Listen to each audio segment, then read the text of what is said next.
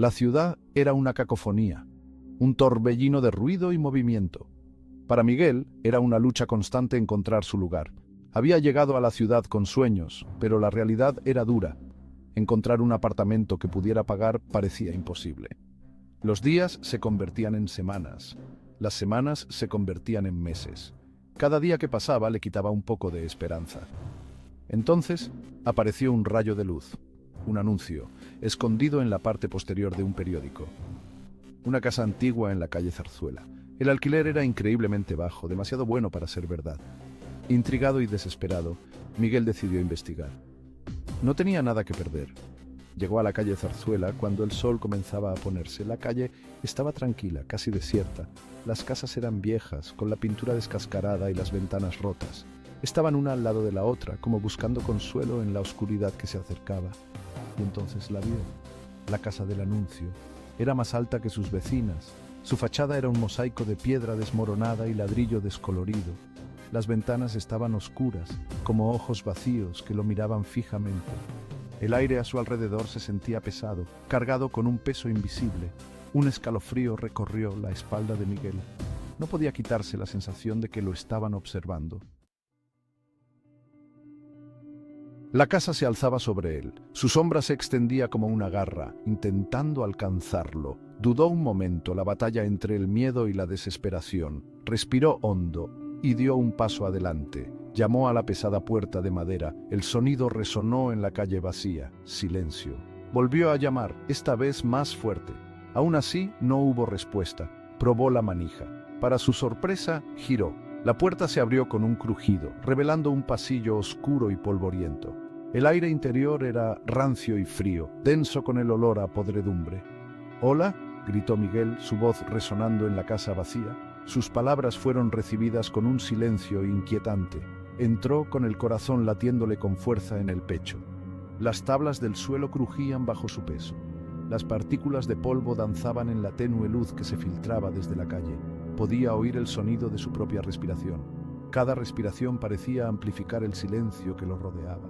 Dio otro paso adelante, luego otro. Sintió una presencia en la casa. No podía verla, pero podía sentir sus ojos sobre él, observándolo, esperando. Una voz lo sobresaltó. Venía del final del pasillo. Rasposa y débil, pero innegablemente humana. «¿Quién anda ahí?», preguntó la voz. Miguel se giró hacia la voz. Vio una figura emerger de las sombras. Era una anciana. Su rostro era un mapa de arrugas, sus ojos como brasas apagadas. Se apoyaba pesadamente en un bastón. Cada paso era un esfuerzo laborioso. «Soy Miguel», dijo él, su voz resonando en la quietud. Vi su anuncio sobre la habitación en alquiler. La anciana lo miró fijamente. Sus ojos, aunque apagados, parecían taladrarlo. «La habitación está en el último piso», dijo finalmente, su voz un susurro seco.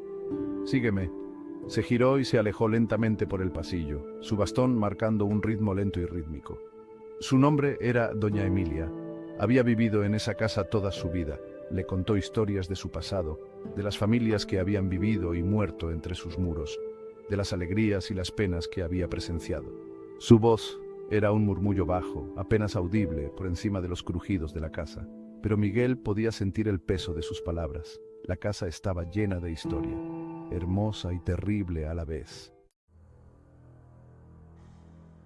Miguel se mudó a la habitación del último piso. Era pequeña y estaba escasamente amueblada, pero era un techo sobre su cabeza, y el alquiler era más que asequible. Se decía a sí mismo que tenía suerte, pero a medida que pasaban los días, una sensación de inquietud se apoderó de él. La casa nunca estaba realmente en silencio, siempre había ruidos, crujidos y gemidos de la vieja estructura, el susurro de cosas invisibles en las paredes, susurros que parecían emanar del propio aire. Intentó ignorarlos, racionalizarlos, pero a medida que pasaba cada noche, los ruidos se hacían más fuertes, más insistentes.